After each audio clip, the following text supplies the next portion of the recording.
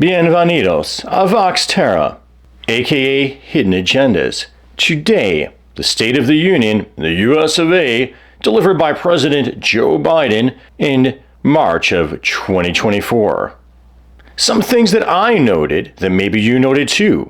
No notable applause coming from the Republican aisle when President Joe Biden mentioned relief for the Gazans, the Palestinians.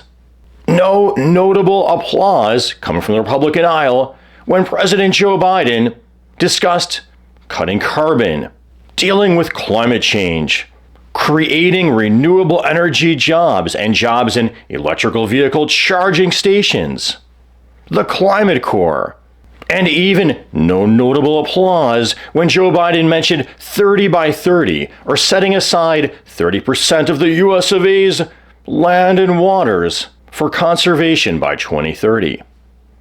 And none for dealing with pollution on frontline communities.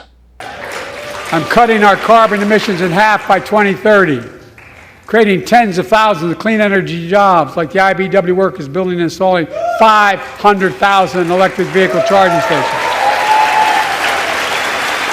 Conserving 30% of America's lands and waters by 2030.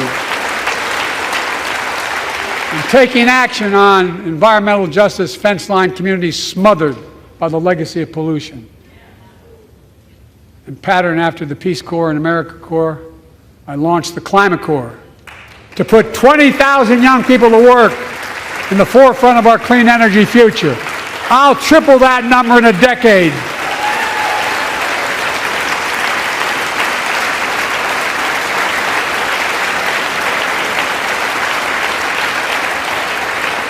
I thought, and maybe you did too, that the president was at his strongest dealing with economic issues, pushing back against trickle-down economics, even sparring with Republicans, making a sarcastic quip when they were jeering him, something like, "Oh, I thought you guys were going to cut taxes for the wealthy. My mistake." We have two ways to go. Republicans can cut Social Security and give more tax breaks to the wealthy. That's the proposal. Oh no, you guys don't want another $2 trillion tax cut? I kind of thought that's what your plan was. Well, that's good to hear. You're not going to cut another $2 trillion for the super wealthy. That's good to hear. Pointing out that his administration created a corporate minimum tax, has lowered prescription drug prices by allowing Medicare to bargain with the pharmaceuticals, something I believe Bernie Sanders has been calling for all along, and working to cut credit card late fees, among many others. And it is the environment, consumer protections, labor, the conditions for the average people, where Democrats tend to be at their strongest, have their most popular appeal, yet those are the issues where they tend not to campaign on. Mon ami, when he came to immigration, there, when he tried talking tough, he was at his weakest, almost stammering, stumbling. But when he spoke compassionately, he was again back in his stride. I believe that says something.